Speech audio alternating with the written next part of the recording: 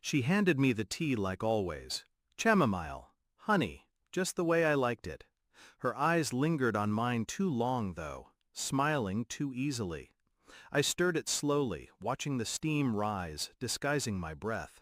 Something was off. Not just tonight, no, this had been building. The fog in my head after evening drinks, the hours I couldn't account for, waking up on the couch, clothes untouched, time erased. So I took a sip, just enough to wet my lips. Then I stood, said I needed to use the bathroom. In the hallway, I poured the tea into the guest room plant, sat back on the sofa, let my eyes fall shut, and waited. I lay there, body still, heart loud in my ears. I counted her footsteps. She waited 30 minutes, then moved. Not to clean, not to go upstairs, to check. I heard the soft click of her heels across hardwood. Closer. She stood above me, silent. Then I felt it, fingertips grazing my chest, my pockets. Not affection. Search. My breath slowed. I didn't move. She whispered something I couldn't quite make out, then walked away. It wasn't just the pills. It was the way she touched me, like I was a locked drawer she couldn't open. The betrayal wasn't a blade. It was colder, slower, systematic, like I was being erased in pieces. And she thought I hadn't noticed. I began cataloging. Each night, a ritual, tea, silence, sleep. Except I didn't sleep. I recorded, logged, timed her patterns. Twice I swapped cups. Once she pretended not to notice.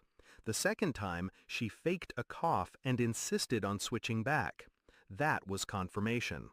I took a sample of the tea to a lab downtown, paid cash, no name. The results came in, Zolpidem, strong enough to knock someone out within minutes, prescribed under her name. I said nothing. She smiled in the mornings, kissed me on the cheek, kept playing the part. So did I. But I started changing things. New locks on my home office, withdrawals from shared accounts, paperwork hidden where she wouldn't think to look, because she never truly saw me, just the version she could manipulate. It was a Thursday when I found it. Her phone was unlocked on the counter, screen glowing. Messages. He's knocked out again. You can come. God, how do you live with him? Not for long. I'm almost done pretending. Photos. Him. In my house. On my couch.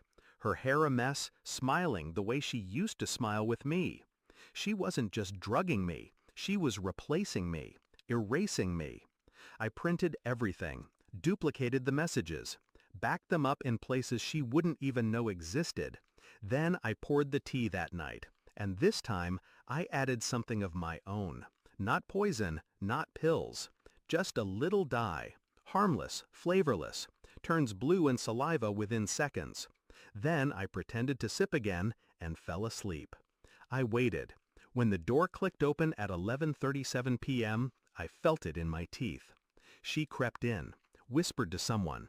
His voice, low, arrogant. They laughed, kissed, stepped over me. And that's when I sat up, slow, deliberate. She gasped. He froze mid-step, halfway through unbuttoning his shirt. The teacup still sat on the table, rim stained, blue. Her lips, blue.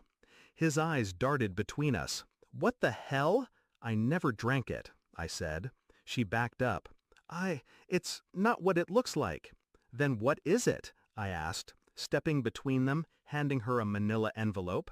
She opened it with shaking fingers. Printed texts, lab results, photos.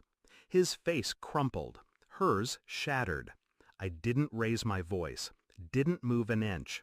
I've already spoken to a lawyer, I said quietly. You'll find your keys don't work tomorrow. I turned to him. Get out of my house. He did. She didn't follow him, because she knew. It was over. Not in fire, but in silence. I changed the locks, canceled the joint accounts, filed the paperwork. Never once did I yell.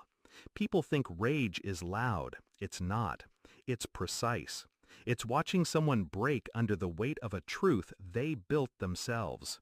She sent one message days later. I made a mistake. I never responded. Because I wasn't sleeping anymore. I was awake. She tried to sedate me into silence, so I taught her what it felt like to wake up in a nightmare she couldn't escape.